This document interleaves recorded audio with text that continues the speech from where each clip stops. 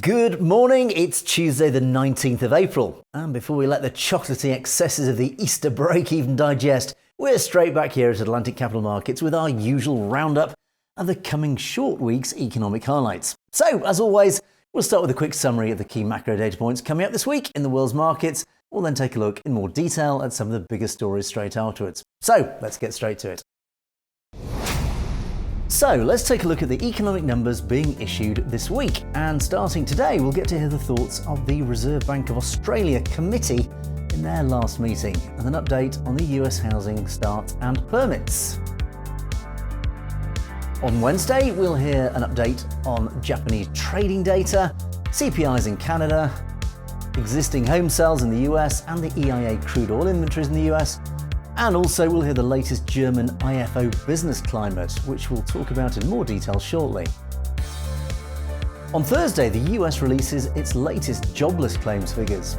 And over in the Eurozone, we'll get a current taste of CPI levels as inflation continues to run rampant through global markets. And this is something we'll also discuss in a moment. On Friday, we'll also hear Japan's CPI figures, PMIs in the Eurozone, the UK and the US, and we'll also get an update on how the last month has been for retailers. Again, that's something we'll be discussing afterwards in more detail. And the companies that we'll hear updates from this week are as follows. On Tuesday, the entertainment giant Netflix reports Q1 earnings. And this is in the context of a pretty torrid time for their share price over the last several months. And that's something we'll discuss in more detail straight afterwards. We'll also be hearing from IBM and Johnson & Johnson. On Wednesday, it's the turn of Rio Tinto, Just Eat Takeaway and United Airlines. And also on Wednesday, Tesla releases their Q1s, and that's again something we'll discuss afterwards. Thursday, we'll hear from American Airlines and Foxton. And Friday, American Express.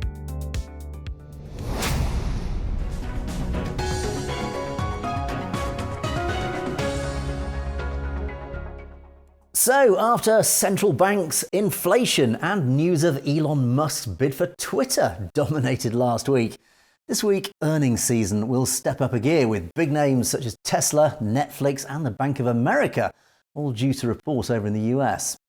Ongoing developments in Ukraine will unsurprisingly continue to impact market sentiment. And if that wasn't enough of a painful macro factor for you, the perennial spectre of the virus still quietly bubbles away, particularly as we keep an eye on any additional developments over in China as lockdown restrictions ease.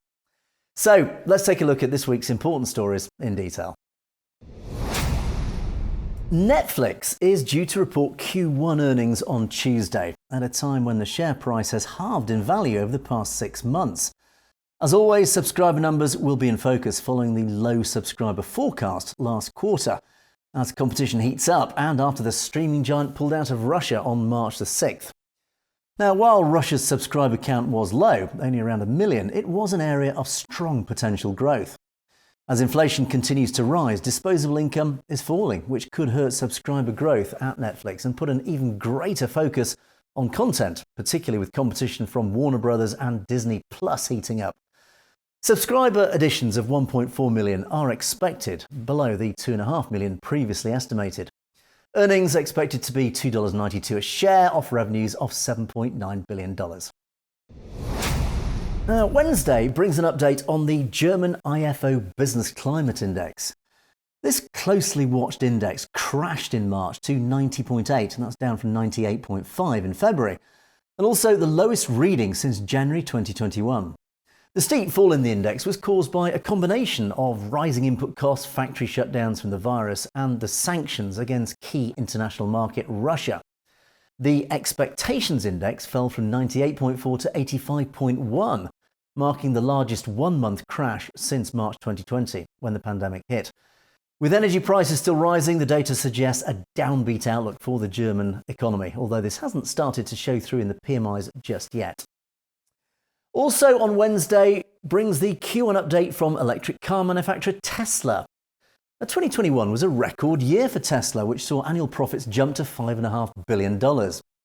However, the EV maker also warned over supply chain issues for the coming year, which sent the share price lower to $700. Share price has since rebounded firmly back to over $1,000. Q4 profits and revenues came in ahead of forecasts at EPS of $2.54 on revenues of $17.72 billion. Now, we already know that deliveries were 310,048 vehicles in Q1, a record that will help Tesla get to its target of 1.3 million deliveries, above the 936,172 deliveries in 2021. The figure was lower than estimated as supply chain disruptions impacted production.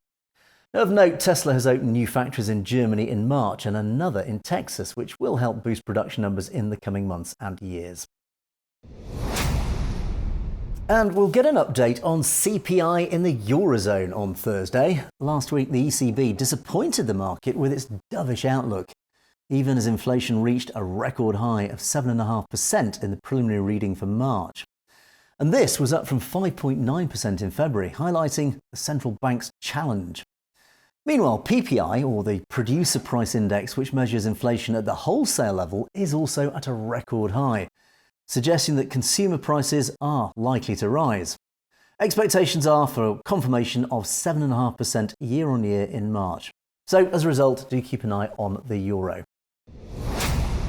And finally, on Friday, we'll hear how retail sales have fared last month here in the UK. Now, sales figures fell 0.3% month-on-month in February, after surging 1.9% in January, as Brits spent more on restaurants and services rather than goods as virus restrictions were lifted. Interestingly, online sales fell to 27.8% in February, down from 37.7% a year earlier.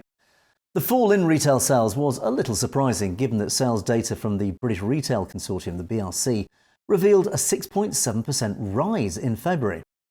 However, with inflation rising and consumer sentiment falling, retail sales could struggle in March. The BRC sales recorded a drop to the lowest level since November 2020.